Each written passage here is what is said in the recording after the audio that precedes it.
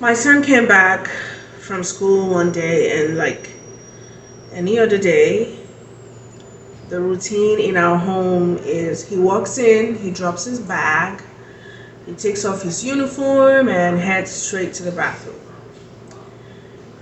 And I'll be honest, cleanliness in my home is not just about hygiene, it is something that steadies me. It helps my mind to settle. It gives me a sense of control in a world that is very scary right now. So I've raised him to be clean, to smell clean and to feel clean, right? On this particular day, school closed early. So he came back sooner than usual.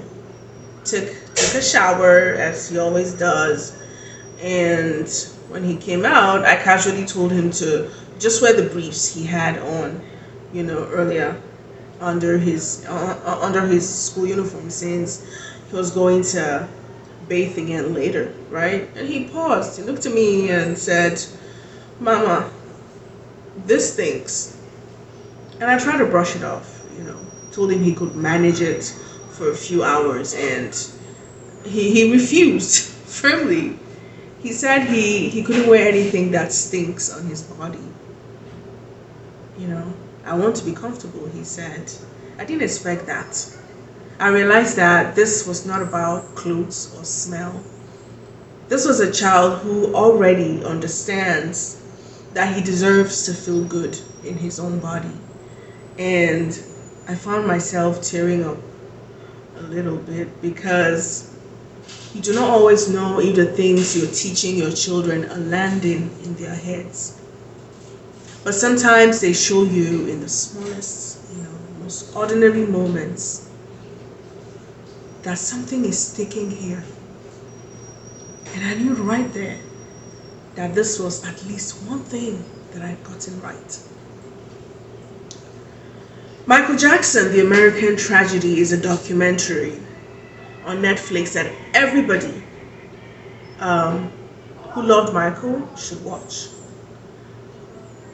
Michael Jackson is not just a global icon or a man whose music filled rooms across the world. You're looking at a human being who carried a childhood that never really gave him room to arrive as himself. Especially as someone who has lived through your own share of life's weight, you notice how much of who we become is shaped long before we even know that we're being shaped. You remember the songs, the performances, the energy that made you feel alive, right? But when you look at it again, right? You see the boy behind the man, the one who was taught early that love could come with conditions, that approval could be earned through performance, and that even the people who were meant to be a safe place for us, for him, could become the first mirrors that distort how we see ourselves. You hear the stories of how he was spoken to, how his body was criticized, how his worth was tied to output, and you understand that a child does not have the tools to filter any of that. So everything lands as truth, everything sinks in as identity, and everything becomes something they will spend years either living out or trying to escape. Now, Joe Jackson, Michael Jackson's father, forged the Michael Jackson that we love, right? Even after death. He was an African American man who ensured that his sons were successful, especially Michael, who had, an it factor, something about Michael, right? At some point, as parents, we forget our first commitment to our children, loving and protecting their interests, not ours. pushing for our children's well-being, not ours. Michael in the documentary stated how his father would insult his big nose, and say things like, "You're not a son of mine. Look at your nose," especially when he makes mistakes, while dancing, practicing. Harm may not be intended by the father, but when you're talking to a child, barely 10 years of age, who has no knowledge of themselves or the world, they take that utterance as fact. They take it as truth, right? When you tell a 5-year-old that apples are bitter, they believe you, right? They live their lives thinking apples are bitter until they taste it and begin to adjust their notions later on in life. You cannot ignore how often you see this play out around you, even in places that feel familiar, right? In homes that look normal from the outside, where a child is told to toughen up, to stop crying, right? To be less of this, to be more of that. Where jokes are made about their appearance or their abilities, and it's brushed off as discipline or preparation for the world. Yet what is really happening is that a foundation has been laid. One that teaches the child that they are not enough as they are. You see it in classrooms where a child is labeled slow and begins to believe it.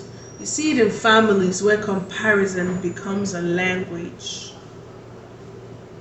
where one sibling is constantly held up as the standard and another is left trying to catch up to a version of worth that keeps moving. You see it every day in conversations where adults forget that children are listening, not just to the words, but to the meaning behind them. You may not raise your hand against a child.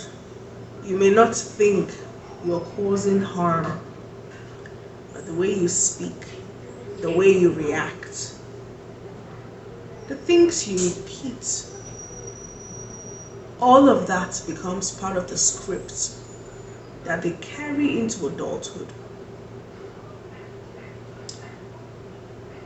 And you won't always be there to correct it later. It will be too late. You will not be there when they stand in front of a mirror questioning their body, or when they sit in a room full of people feeling like they do not belong, right? Or when they chase validation in places that cannot give them what they missed in the beginning. It's too late at that point. So, when you are told to speak better to your children, it is not a soft suggestion or a sentimental idea. It is a responsibility that demands awareness. It is a call, a serious one, to recognize that you are not just raising a child in the moment, but shaping an adult you may not fully recognize later if you are not careful. You are either building a voice inside them that supports them when life gets hard, or you are planting one that tears them down long after you have stopped speaking, long after they are done being children.